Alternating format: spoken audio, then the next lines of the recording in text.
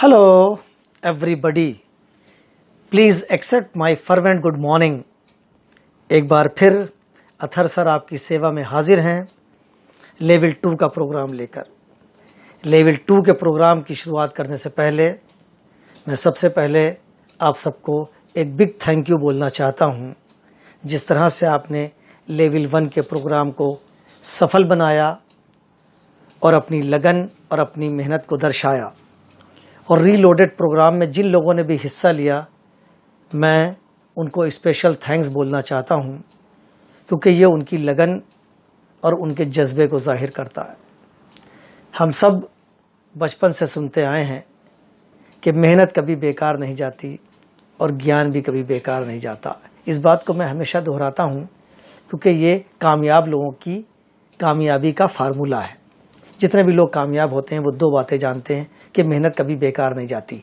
Result चाहे देर से मिले मगर मिलता है, और ज्ञान तो एक ऐसा धन है, आप जानते हैं, जो कोई आपसे छीन नहीं सकता।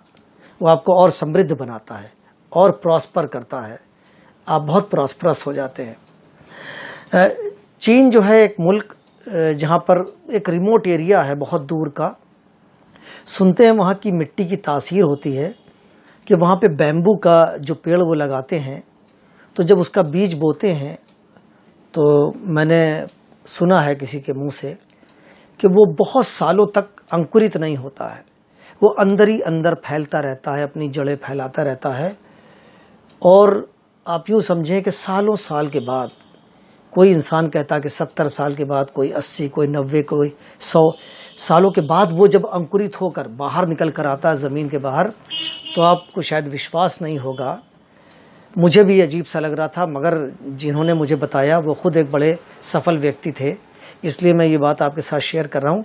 और उस एक पेड़ की लकड़ी से आपको जानकर बड़ी प्रसन्नता होगी कि एक पेड़ की लकड़ी से पूरे गांव के घरों की लकड़ी का इंतज़ाम हो जाता है। यह है सब्र, यह है धैर्य, यह है पेशेंस, और यह है बेस्ट डिविडेंड।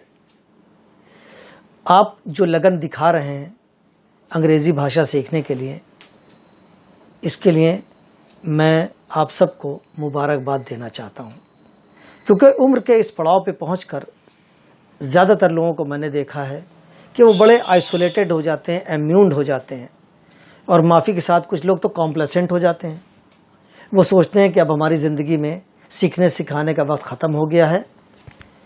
यहीं से ही उनका डाउनफॉल स्टार्ट हो जाता है। अब वो चाहे सेहत का हो, चाहे मानसिक तनाव का हो, और चाहे वो सोसाइटी में अपनी एक इज्जत बनाने का हो। मगर आप सब उनसे बिल्कुल अलग हैं, बिल्कुल जुदा हैं। मैंने इस बात को महसूस किया, और इसीलिए मेरा प्यार, मेरा स्नेह आपके प्रति कुछ अलग ही है।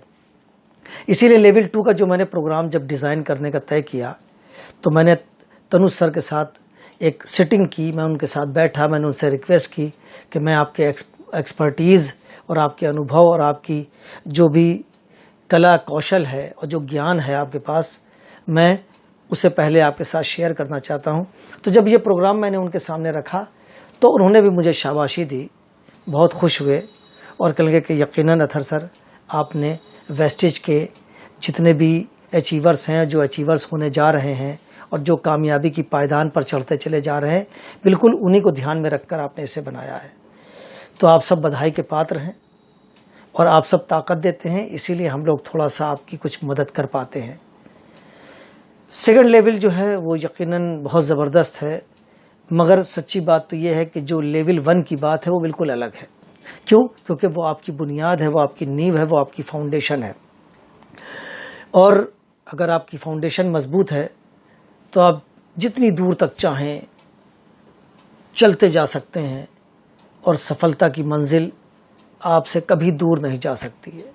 जो लोग अपनी नींव पर काम नहीं करते हैं, उनकी पोजीशन हमेशा वैसिलेट करती है। इंग्लिश का एक वर्ड मैंने बोला, वैसिलेट करती है, यानी डामाडोल होती है। वो कभी इधर कभी उधर सेकंड थॉट लाते हैं, कभी कभी बहुत स्केप्टिकल और एप्रीहेंसिव हो जाते हैं। मगर आप सब ने कमाल कर दिया, आप सब ने अपने जुनून को बनाए रखा, और जुनून ही कामयाबी की निशानी है। जो इंसान अपने काम को, किसी भी चीज़ को सीखने को एक पैशन के तौर पे लेता है, तो वो बहुत कामयाब होता है। और आप सबको मैं फिर से एक बार बधाई देता हूँ। जहाँ तक सेकंड लेवल के प्रोग्राम की बात है, ये भी बड़ा खूबसूरत है और बड़ा लाभप्रद है, बहुत ही पाइवोट है आपके लिए, बहुत यूज़फुल है, बहुत हैंडी है। और लेवल सेकंड की जो ख़ास बात है, ये जो आपके सामने जो मैं प्रोग्राम रख रहा हूँ सेकंड लेवल का, ये बहुत व्यवहारिक है, बहुत प्रैक्टिकल और बहुत प्रैग्मेटिक है। क्योंकि अब आपका दायरा बढ़ रहा है, आप अलग अलग किस्म के लोगों से मिलेंगे, आप प्लान दिखाएंगे, आप मीटिंग्स अटेंड करेंगे, आप स्टेज को ऑक्यूपाई करेंगे, आप स्टेज पर जाएंगे, आप लोगों के अंदर नई जान फूकेंगे, उन्हें जोश दिलाएंगे, उन्हें रोशनी की तरफ ले जाएंगे, उन्हें नया रास्ता दिखाएंगे, उन्हें सफलता के रास्ते पर अग्रसर करेंगे। ये आप तभी कर पाएंगे जब आपको प्रोफेशनल कम्युनिकेशन मालूम होगा। क्योंकि जैसा कि वेस्टिज जिस तरह से तरक्की करती जा रही है और हमारे इस देश में नंबर 1 नेटवर्किंग कंपनी बनकर आई है, डायरेक्ट मार्केटिंग में कमाल कर दिया इसने, अनप्रेसिडेंटेड है, अभूतपूर्व कामयाबी है। और इस वर्ल्ड में भी वो 30वीं रैंक पर आ गई है। ये इतना आसान नहीं है जितना लगता है और जितना बोलने में लगता है। इसके पीछे की मेहनत, इसके पीछे जितने भी लोग लगे हैं, उसमें आप भी हैं। आपका भी योगदान बहुत ज़बरदस्त है इसे सफलता की बुलंदी पर ले जाने के लिए। तो जब आपने कंपनी के लिए इतना किया है और कंपनी ने आपके लिए इतना किया है रेसिप्रोकल मैनर में, तो अब आपका ये फ़र्ज़ बनता है कि आप अपने आप को और ब्यूटीफुल बनाएं, और एडॉर्न करें, और एम्बेलिश करें, और स्मार्ट बनाएं, और डायनामिक करें। जितने आप डायनामिक होंगे उतना मज़ा आएगा। डायनामिक कैसे इंसान बनता है? सबसे ज़रूरी चीज़ होती है उसमें आदमी की कम्युनिकेशन स्किल। जिस इंसान के पास बोलने की कला होती है, वो रेत में से पानी निकाल लेता है, वो मिट्टी को भी बेच देता है, और आप हैरत मानेंगे वो एक कॉन्सेप्ट को भी बेच देता है। कॉन्सेप्ट जिसमें सिर्फ ज़बान बेची जाती है, कोई प्रोडक्ट नहीं बेचा जाता। मगर ये वही लोग कर पाते हैं जो बोलने में माहिर होते हैं, जिनके अंदर बोलने का कौशल होता है, और आप उसी ओर अग्रसर हैं। यकीनन इसमें समय लगेगा, मगर it is never too late to learn. सीखने के लिए कभी देर नहीं होती, मेरी बात का विश्वास करें।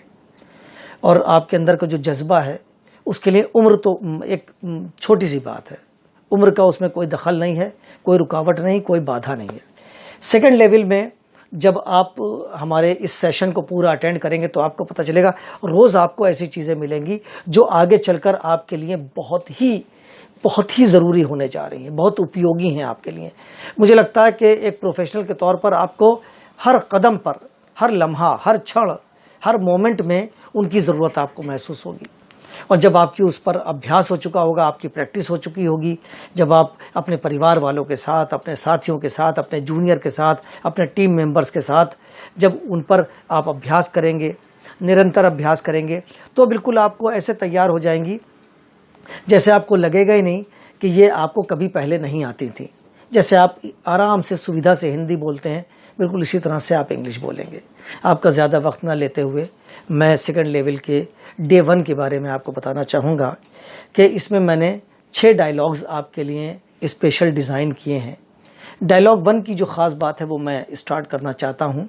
ये 2 लोगों के बीच का वार्तालाप है, 2 लोगों के बीच की बातचीत है, डायलॉग है, कन्वर्जेशन है, जिसमें वो एक दूसरे की तारीफ़ करते हैं।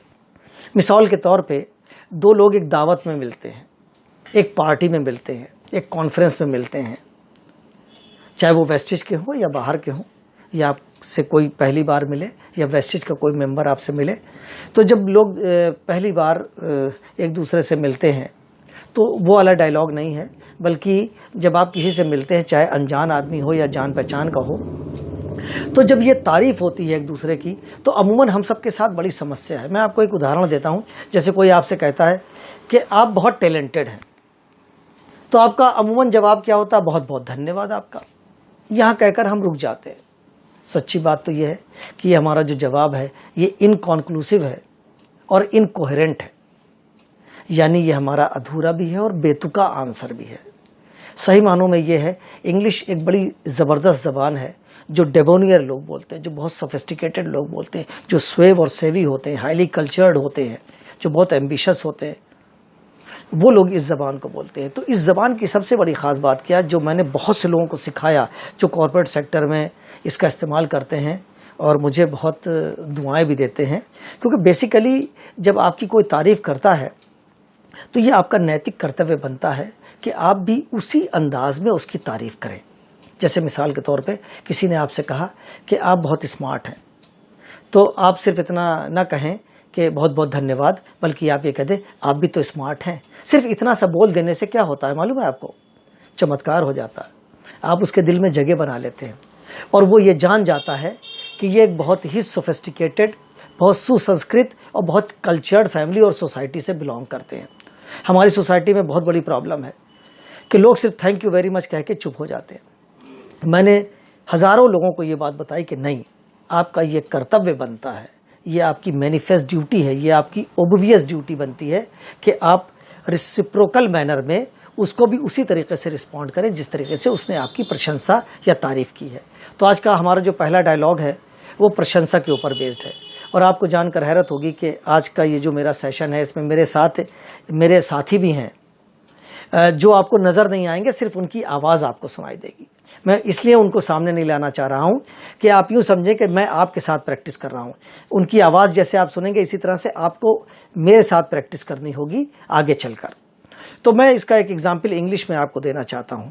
आप किसी दावत में गए और आपके कोई दोस्त आपके पास आए और उन्होंने आपको संबोधित करते हुए कहा कि यू आर स्मार्ट। उन्होंने आपको कह दिया यू आर स्मार्ट। अब आप क्या बोलेंगे और क्या आपको कहना है, इस पर ज़रा आपको ध्यान देना है मेरी बात पर। आप पहले कहेंगे थैंक यू वेरी मच और सांस लेंगे आप, फिर चंद सेकंड के लिए आप रुकेंगे, 1 2 3 4 5 सेकंड तक, और उसके बाद कह देंगे so are you. So are you कह देना बिल्कुल चाशनी का काम करता है, शहद का काम करता है, मिठास का काम करता है, चीनी और गुड़ का काम करता है और दिल में डायरेक्ट जगह बना देता है। कितनी खूबसूरत बात मैंने आपको कितनी आसानी से बता दी। मैंने क्या कहा? अगर कोई आपसे कहता है कि यू आर स्मार्ट, तो आपका क्या कर्तव्य बनता है? आप सबसे पहले मुस्कुराएंगे और मुस्कुराकर आप कहेंगे थैंक यू वेरी मच।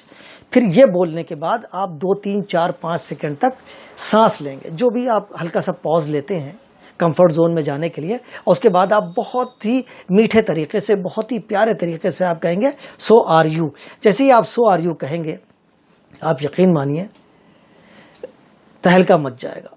तहलका मचने से मेरी मुराद ये है कि उस आदमी का जो एक अंदाज होगा वो बिल्कुल बदल जाएगा। उसके चेहरे के तासुरात, उसका एक्सप्रेशन, उसके हाव भाव बिल्कुल बदल जाएंगे। मेरी बात का विश्वास करें। और आने वाले वक्त में आप इंटरनेशनल एरिना पे जा रहे हैं, आप विदेशों की यात्राओं पर जा रहे हैं, जाएंगे आप, और जा भी रहे हैं बहुत से लोग, तो वहाँ पर आपको इसी ज़बान का इस्तेमाल करना है। और जब आप भारत से बाहर जाते हैं, विदेश में जाते हैं, और जब दूसरे लोगों से, आप दूसरे देश के लोगों से जब अंग्रेज़ी में बातचीत करते हैं और जब आप ये सेंटेंस बोल देंगे, तो आप यकीन मानिए कि पूरे भारत का प्रतिनिधित्व आप करेंगे। You will become the representative of entire nation. It will be A proud moment for you. बहुत खूबसूरत बात है।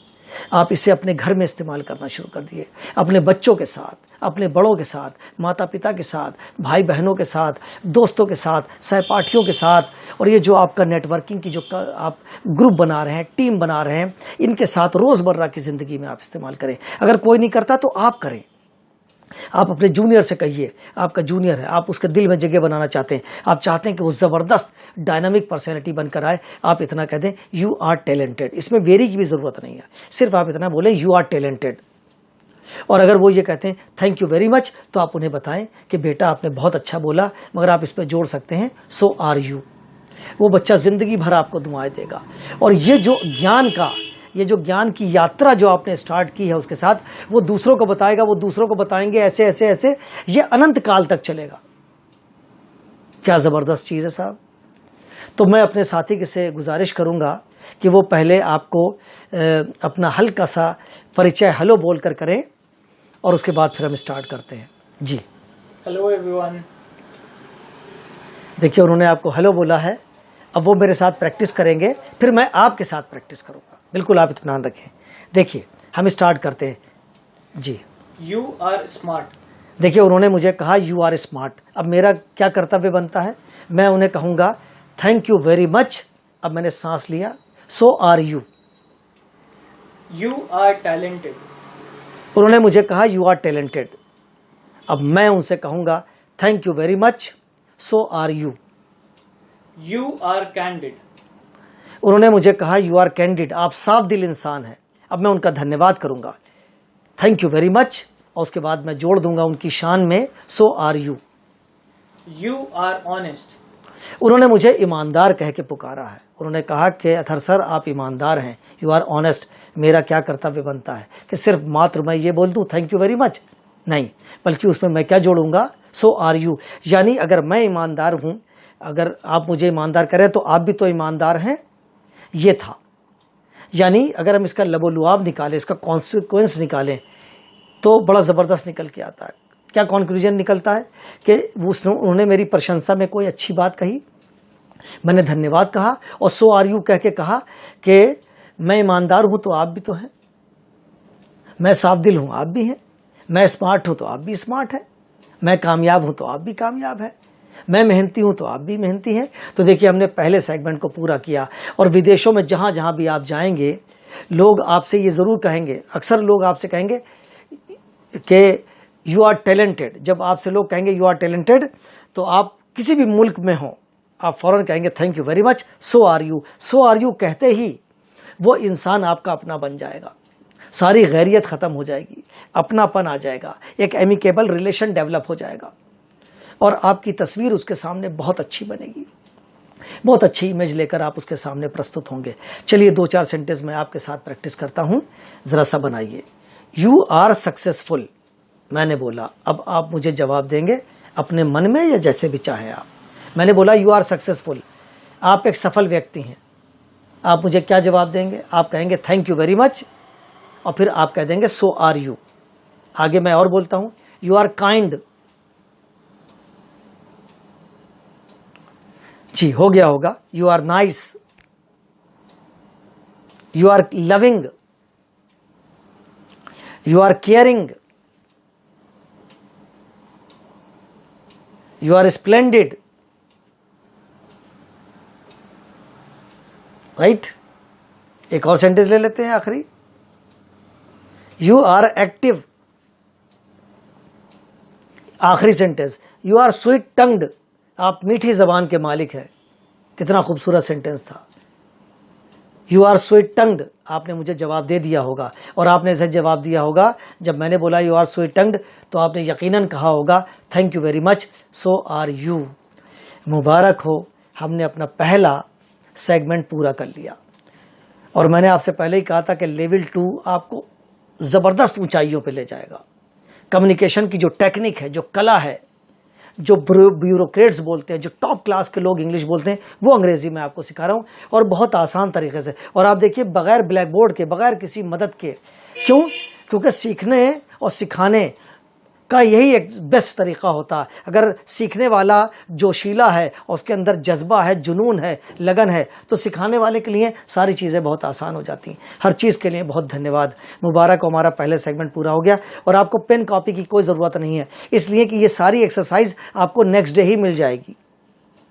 आपको कुछ नहीं करना होगा इसमें, सिर्फ आप जो एक्सरसाइज होगी सिर्फ उसी पर ही अगर आप प्रैक्टिस करते रहेंगे और 2-4-5 सेंटेंस अगर आपको समय मिलता है और आपको अच्छा लगता है तो अपनी तरफ से भी आप जोड़कर अपने ज्ञान को बढ़ा सकते हैं और इस तरह से आपका एक पर्सनल कलेक्शन हो जाएगा। तो सिर्फ आज आपका सुनने का दिन है, आज आपका लिखने का दिन नहीं है, क्योंकि ये एक्सरसाइज मैंने आपके लिए एडवांस में बना ली है और आपको वेरी नेक्स्ट डे आपको ये एक्सरसाइज मिल जाएगी, या आप चाहेंगे तो सेम डे मिल जाएगी। आप तनुज सर को अपना जो भी सुझाव होगा वो प्रेषित कर दीजिएगा, दे दीजिएगा और वो उसी के अकॉर्डिंग कर देंगे। बिल्कुल आप इत्मीनान रखें।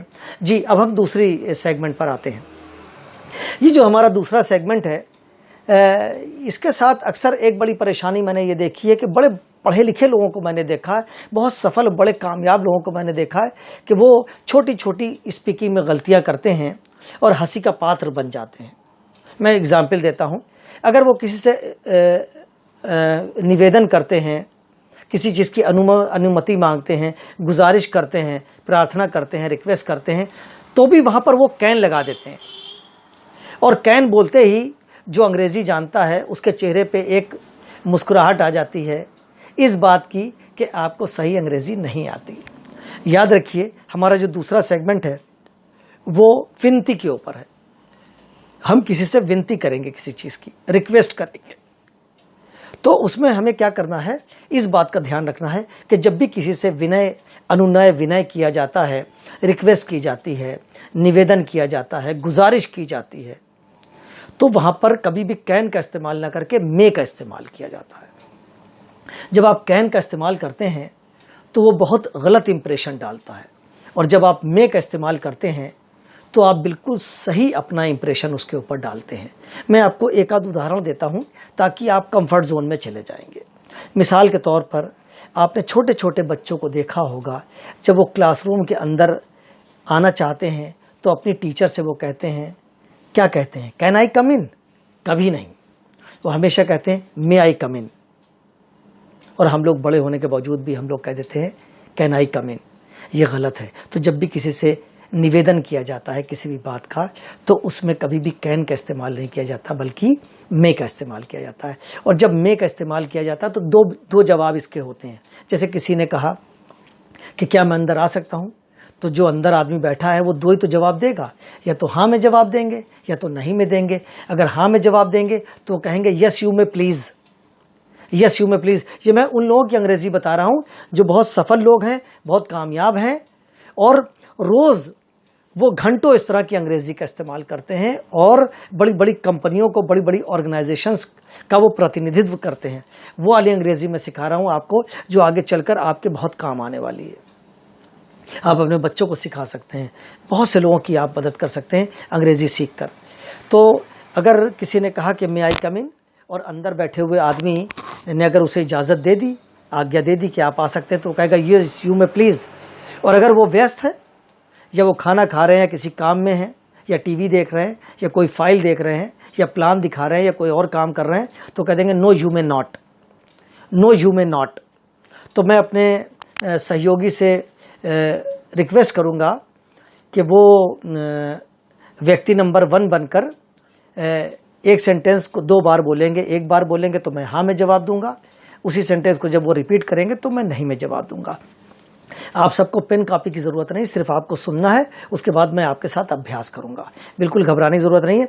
नींव वाले पोर्शन से आप अपनी अंग्रेजी ठीक कर चुके हैं। अब कोई भी चीज़ आपके लिए कठिन नहीं है, कोई भी चुनौती अब आपके लिए कोई बड़ी चुनौती नहीं रह गई है, बल्कि अब सारी चीज़ें आपकी सीमा रेखा के अंदर हैं, आपकी पेरीफेरी में हैं, और आप आराम से उस चीज़ पर कमांड ला सकते हैं।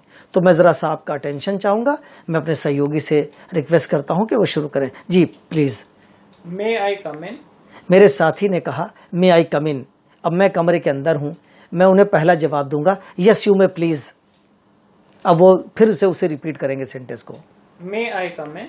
अब मैं व्यस्त हूँ, मैं खाना खा रहा हूँ, मैं टीवी देख रहा हूँ, मैं आराम कर रहा हूँ, मैं किसी से बात कर रहा हूँ, मैं किसी को प्लान दिखा रहा हूँ, मैं वेस्टेज के प्रोडक्ट के बारे में किसी से बात कर रहा हूँ, मैं फ़ोन पर किसी से बात कर रहा हूँ, मैं अपने कार्य में बहुत व्यस्त हूँ। तो मैं उनसे कह दूंगा no you may not, no you may not. मेरा आंसर बिल्कुल कंप्लीट हो गया। चलिए एक दूसरा उदाहरण लेते हैं। Sir please. May I take your mobile? उन्होंने कहा may I take your mobile. मुझसे विनती की, उन्होंने निवेदन किया कि क्या मैं आपका मोबाइल ले सकता हूं। अब अगर मेरे पास मोबाइल फ्री है, कोई कॉल नहीं आ रही है, और मैं एक दयालु व्यक्ति हूं, तो मैं उसे कह दूंगा यस यू मे प्लीज़। यानी मैंने उन्हें अपना मोबाइल देने के लिए हाँ कर दिया, यस यू मे प्लीज़। अब वो सेंटेंस को दोहराएंगे, मे आई टेक योर मोबाइल? अब उन्होंने मेरा मोबाइल मांगा और मैं व्यस्त हूँ, या मैं नहीं चाहता देना अपना मोबाइल उनको, मुझे किसी को फ़ोन करना है, तो मैं कह दूंगा नो यू मे नॉट। जी। May I disturb you? अब मैं अपने कार्य में व्यस्त हूँ, वो मेरे ऑफिस में आए, मेरे चैम्बर में आए, उन्होंने कहा कि क्या मैं आपको कष्ट दे सकता हूँ। यहाँ पे डिस्टर्ब करने से मतलब कष्ट देने का है। ऑफिशियली जब हम किसी इंसान का रुझान अपनी तरफ चाहते हैं तो हम यही सेंटेंस को बोलते हैं। फिर से सर रिपीट करें। मे आई डिस्टर्ब यू? उन्होंने कहा मे आई डिस्टर्ब यू, और मैं बिल्कुल फ्री हूँ, मैं एक दयालु व्यक्ति हूँ, मैं एक समझदार इंसान हूँ, और मैं इंसान की कदर करता हूँ। मैंने कहा yes you may please. May I ask you a question? Sir उसी सेंटेंस को फिर से रिपीट करिए। मे आई डिस्टर्ब यू? अब मैं व्यस्त हूँ, मैं लंच कर रहा हूँ, मैं किसी फाइल में हूँ, मैं किसी दूसरे व्यक्ति से बात कर रहा हूँ, तो मैं कह दूंगा no you may not. May I ask you a question? उन्होंने कहा क्या मैं आपसे एक सवाल पूछ सकता हूँ। मैं कहूँगा जी आप ज़रूर मुझसे पूछ सकते हैं। इसे अंग्रेजी में कैसे कहेंगे, yes you may please, simple सी। जी। May I ask you a question? उन्होंने फिर मुझसे सवाल किया, क्या मैं आपसे एक सवाल कर सकता हूं? अब मैं नहीं देना चाहता हूं जवाब, तो मैं कह दूंगा नो यू मे नॉट। ये हो गया। अब 2-4 सेंटेंस में आपके साथ प्रैक्टिस कर सकता हूं। जी, पहला sentence, may I sit here. अब आप हाँ में जवाब दीजिए। आपने क्या जवाब दिया? Yes you may please. अब मैं फिर सेंटेंस को रिपीट कर रहा हूं, मे आई सिट हेयर। अब आप नहीं मुझे इजाजत देना चाहते हैं, तो आप क्या जवाब देंगे? नो यू मे नॉट, यानी आपकी इजाजत नहीं है, यानी आप मुझे आज्ञा बैठने की नहीं दे रहे हैं। एक और sentence, may I take your 5 minutes. अब आप जवाब दें हाँ में। हाँ में क्या जवाब दिया आपने? Yes you may please. अब नहीं में जवाब आपको देना है। मैं फिर से कह रहा हूं, मे आई टेक योर 5 मिनट्स। आप नहीं मुझे 5 मिनट देना चाहते हैं, तो आप क्या कहेंगे? No you may not. खत्म हो गई बात। एक और सेंटेंस, आखिरी, may I talk to you. मैंने आपसे कहा क्या मैं आपसे बात कर सकता हूं? और आप कहेंगे जी जी अथर सर, आराम से आप मुझसे बात करिए। तो आप क्या कहेंगे? Yes you may please. और अगर आप नहीं में हैं, तो मैं पहले क्वेश्चन को रिपीट करता हूं, मे आई टॉक टू यू। नहीं, आप मुझसे बात नहीं करना चाहते हैं, तो आप क्या कह देंगे? No you may not. लीजिए साहब, हमारा दूसरा सेगमेंट भी पूरा हो गया। बस अंग्रेजी कितनी आसानी से सीखी जाती है और कितने खूबसूरत तरीके से सीखी जा सकती है, ये हम लोग कर रहे हैं। और जब आप इस तरह की अंग्रेजी दूसरों के साथ शेयर करेंगे और जब आप उनकी मदद करेंगे, तो आप यूँ समझिए कि वो आपके दीवाने हो जाएंगे, आपकी बहुत रिस्पेक्ट करेंगे, इसलिए कि आप उनके साथ वो अंग्रेजी बोल रहे हैं जो कामयाब लोग बोलते हैं। जी, अब तीसरे सेगमेंट पर आते हैं। थोड़ा सा आपका अटेंशन चाहूँगा, पेन कॉपी की कोई ज़रूरत नहीं है, हम बिल्कुल तैयार हैं। तीसरे सेगमेंट में हम किसी की योग्यता, किसी की सामर्थ्य, किसी की ताकत कैसी भी हो, चाहे दिमाग की हो, चाहे जिस्म की हो या आर्थिक हो, उस पर बेस सवाल करेंगे। जैसे मान लीजिए आप अपनी कंपनी खोलते हैं, अपनी कंसल्टेंसी खोलते हैं और उसमें आप किसी का इंटरव्यू ले रहेंगे। यानी आपने कार खरीदी ऑडी और आपको अपना एक शॉफर चाहिए, शॉफर यानी पर्सनल ड्राइवर एक्सक्यूज़ मी। तो आपने 2-4 लोगों का इंटरव्यू ले रहे हैं, आपको ड्राइवर चाहिए, तो आप किसी से पूछेंगे कि क्या तुम ऑडी चला सकते हो एक्सक्यूज़ मी। तो वो आपसे कहेंगे हाँ हाँ मैं ऑडी चला सकता हूँ, या वो ये कहेंगे मैं ऑडी नहीं चला सकता हूँ।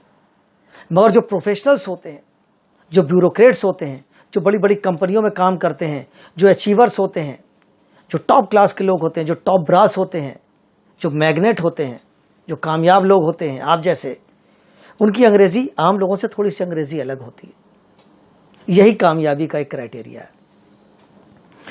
अगर आपसे किसी ने सवाल पूछा कि क्या आप ऑडी चला सकते हैं, तो आप कह देंगे हाँ मैं ऑडी चला सकता हूँ।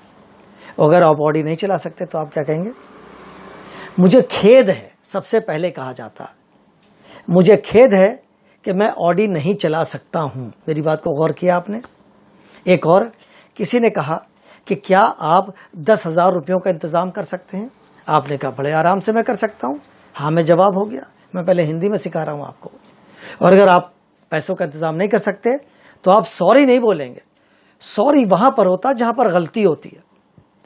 बग़ैर गलती के अगर हम खेद जताते हैं किसी बात के लिए, तो हम वहाँ पर बोलते हैं I am afraid, AFRAID। Afraid माने डरना भी होता है, और एफ्रेड का मतलब खेद भी होता है, जिसे अफसोस कहते हैं। आई एम एफ्रेड, मुझे अफसोस है। जैसे किसी ने आपसे कहा मुझे स्टेशन का रास्ता बता दीजिए, और आपको स्टेशन का रास्ता मालूम है, तो आप उसे बता देंगे।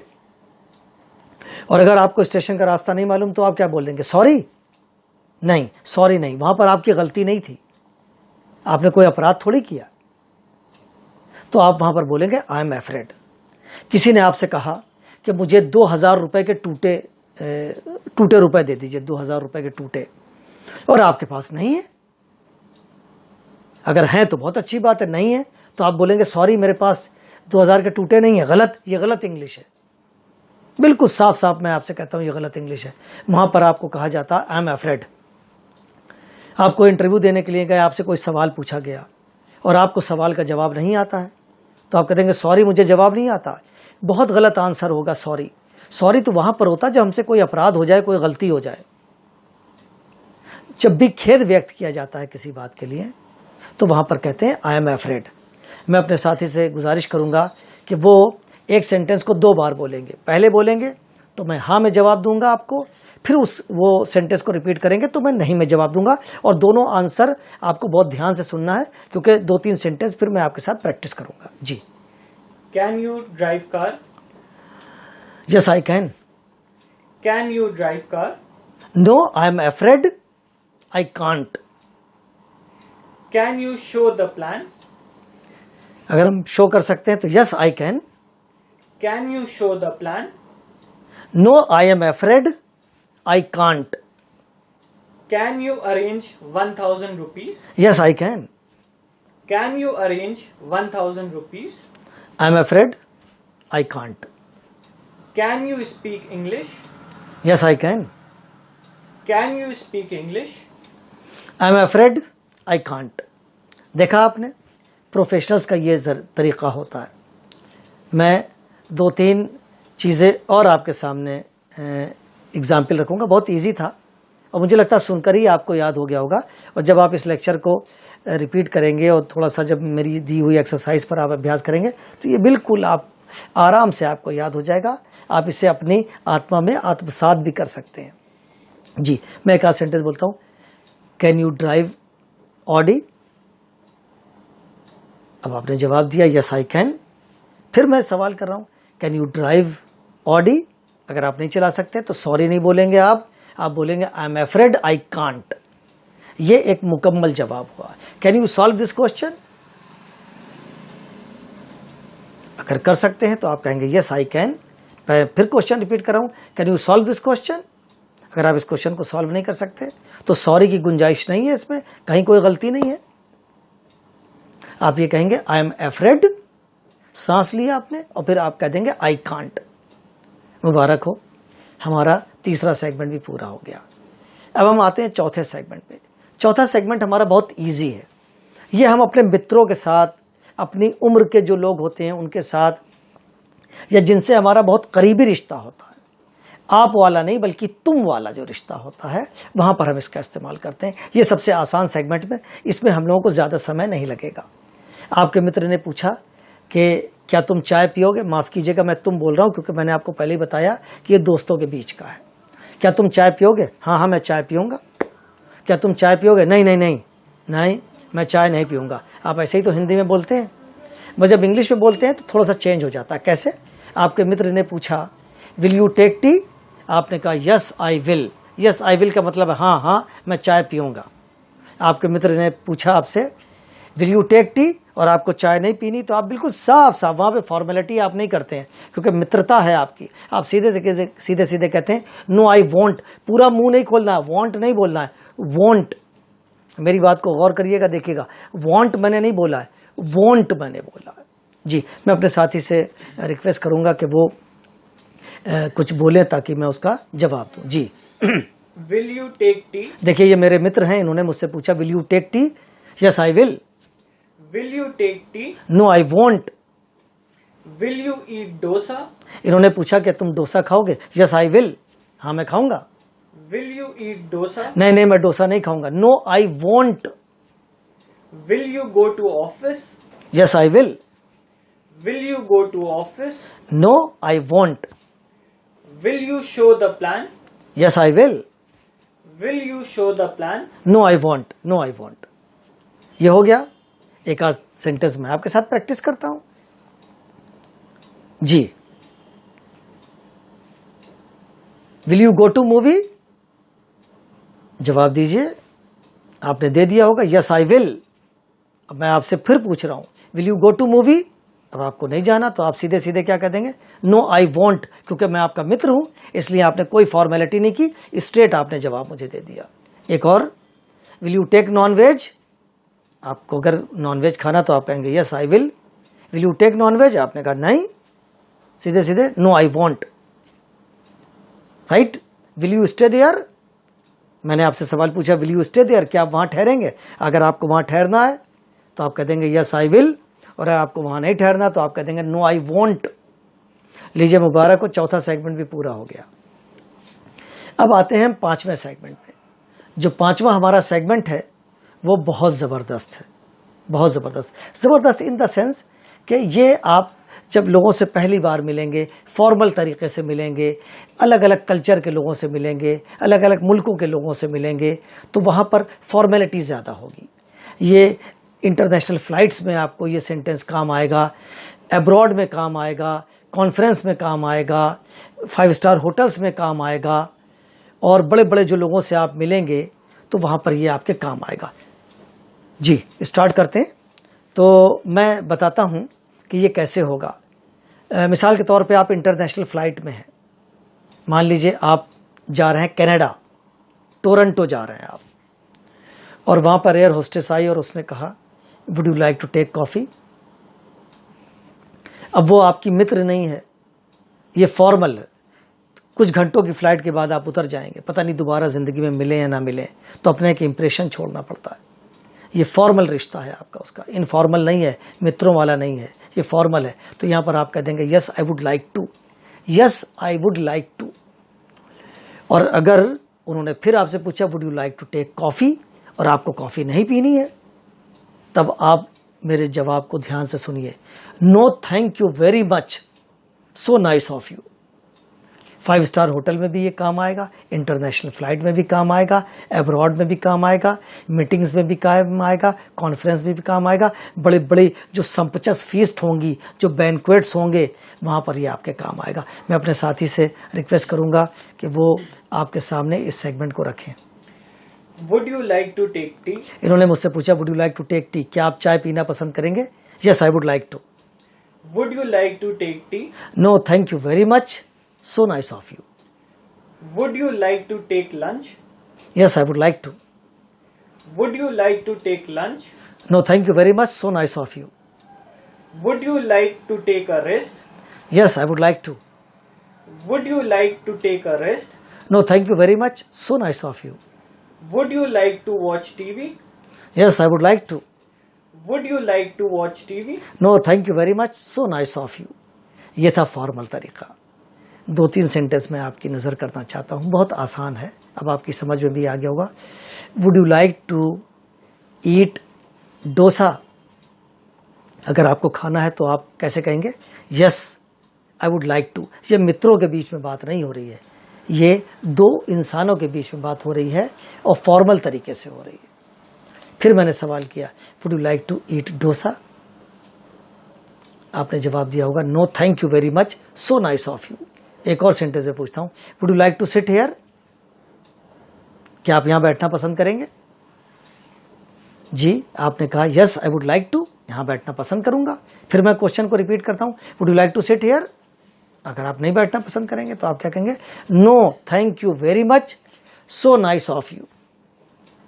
मान लीजिए आप 5 स्टार होटल में गए और मैं वेटर हूं, मैं आपके पास आता हूं और मैं आपसे कहता हूं would you like to take juice, आपने जवाब दे दिया होगा yes I would like to. मैं फिर आपके सामने सेंटेंस रखता हूं, आप 5 स्टार होटल में हैं, मैं वेटर हूं, मैं आपके पास आता हूं और मैंने पूछा sir would you like to take juice, आपको नहीं लेना तो आप कैसे बोलेंगे? No thank you very much, so nice of you. ये था आज का सेगमेंट। मुझे उम्मीद है कि हमारा ये जो 5 सेगमेंट थे ये आपको बहुत पसंद आए होंगे। इनकी प्रैक्टिस का सेट आपको मिलेगा, आप इस पर खूब प्रैक्टिस करें और मुझे उम्मीद है कि आज जो मेरी कोशिश है वो कहीं ना कहीं आपको ज़रूर पसंद आएगी। और आप यकीन मानिए जितने भी फॉर्मल इनफॉर्मल तरीक़े हैं सोसाइटी में सवाल पूछने के और जवाब देने के, वो मैंने आपके सामने आज रखे हैं। कल फिर आपसे मुलाकात होगी, आपकी दुआओं का तलबगार हूँ। खूब अभ्यास करिए और इतना अभ्यास करिए कि ये सारी पढ़ाई आपकी आत्मा में रच बस जाए और जब आप अंग्रेज़ी बोलें तो बस लोग देखते रह जाएं। मेरी दुआएं आपके साथ हैं। कल फिर मुलाकात होगी। हर चीज़ के लिए शुक्रिया आपका। Thank you so much, thank you so much, thank you.